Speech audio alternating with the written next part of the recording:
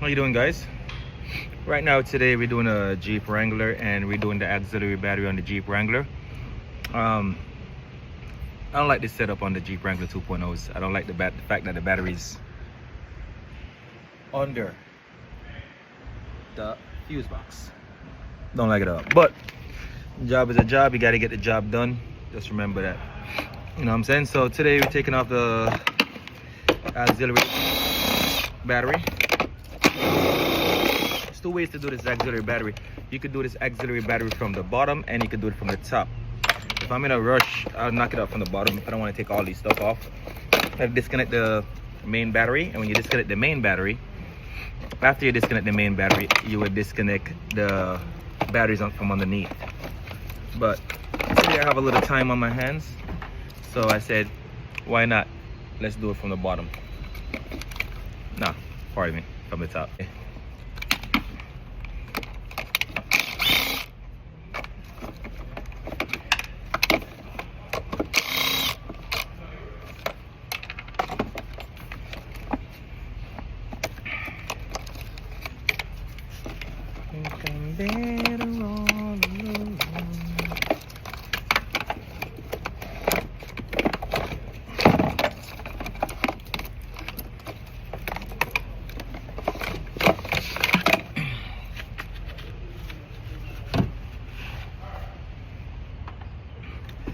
You gotta take these two studs off. The new batteries never comes with them, so when you take your batteries out, make sure you take these two studs off. Okay guys, we're back. We got the new Mopar battery, 2 new valves.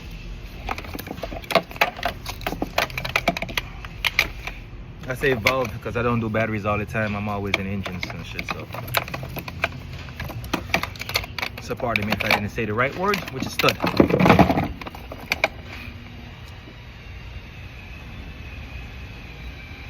These are the heat mats. If you remember, always put it back. But if you don't remember to put it back and you reach all the way up to the top and you can't, and you just saw it on the floor, it's a shit. I didn't put that back, don't worry about it. It's mostly for cars up north. But I always like to install them back where they go.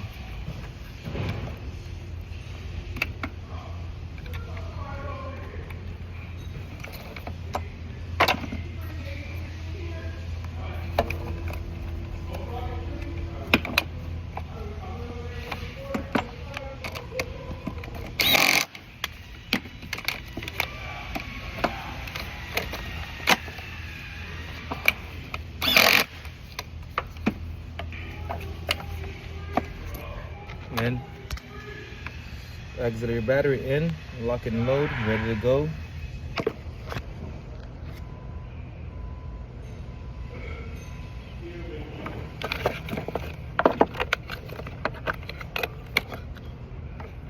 Second thing we're going to do, guys, we're going to put the cover back on.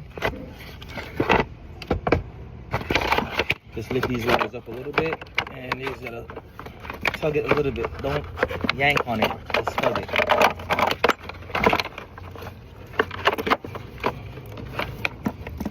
Careful, some stuff they trap on the bottom.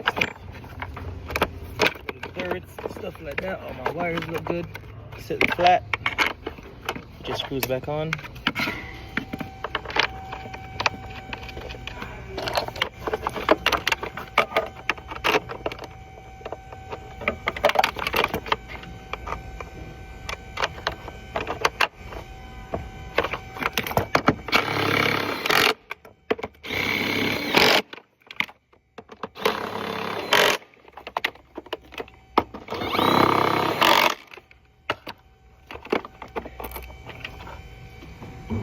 Okay, so after you put the battery in, which is here, see, auxiliary battery is already in, and pins back in. We got bolts back in and everything already. See, perfect. So now we're gonna put the top tray back on for the fuse box. Tray.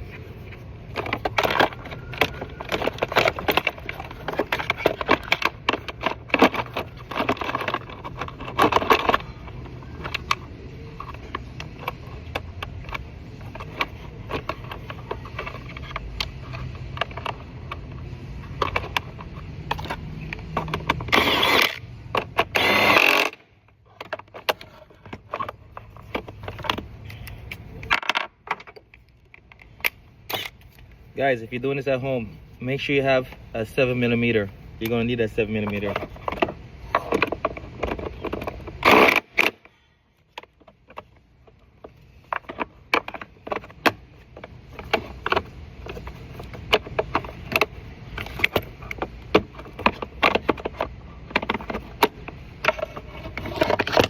All right, guys, that's how it looks. All pinned down, pin down, pin down. Wire is ready, and that's your auxiliary battery that's already in. So now we're going to put the fuse box back in right now.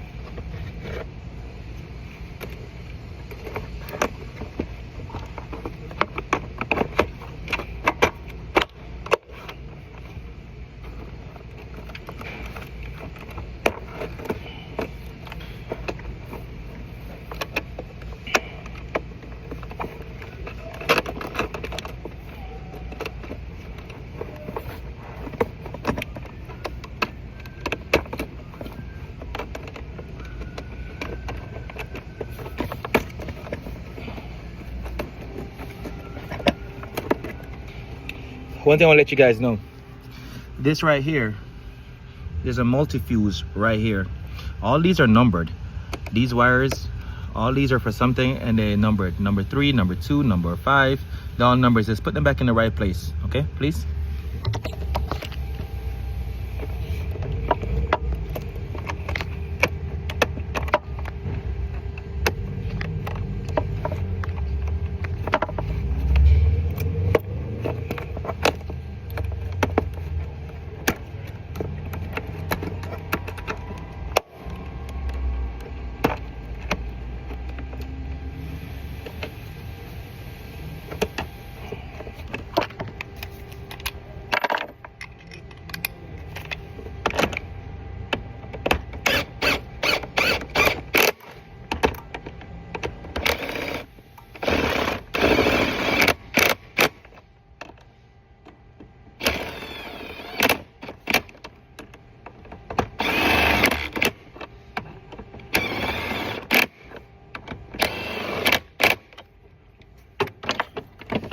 One more thing, guys, you got to be very careful when you're doing these screws. You have to always remember to screw these up first so you catch the harness in the bottom. Always don't put a gun on this, just screw it up first. I've been doing this for a very long time, so I know how to put my gun on there and where I need to stop. But I always do one thing, I screw it up first to make sure that my harness is caught, and you don't want to bend those wires down there in the harness, so I go very light. That's good. That's good.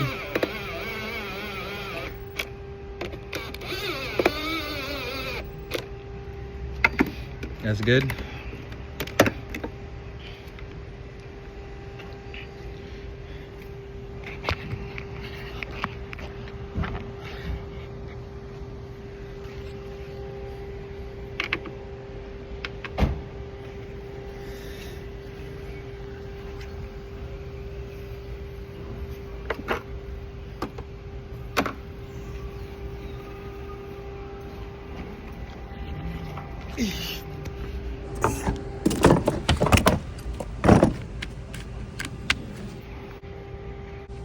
All right, guys, so we got everything tightened up here. We got batteries tightened up, everything tightened up. Make sure when you put the sensor on, this sensor is sideways. Don't turn the cable that way. It's got to be sideways for it to read properly. All right.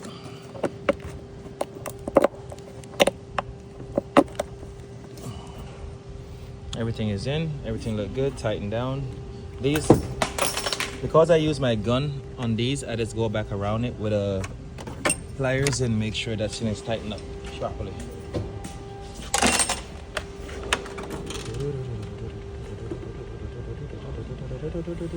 I don't see my shorty. I don't see my shorty. All right, let's use a big one. Oh, there go my shorty.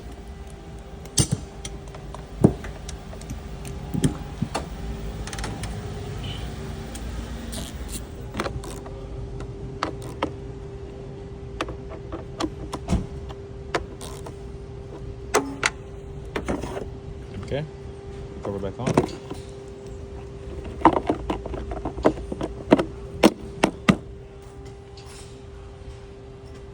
Job done. Clear codes. Car is gone.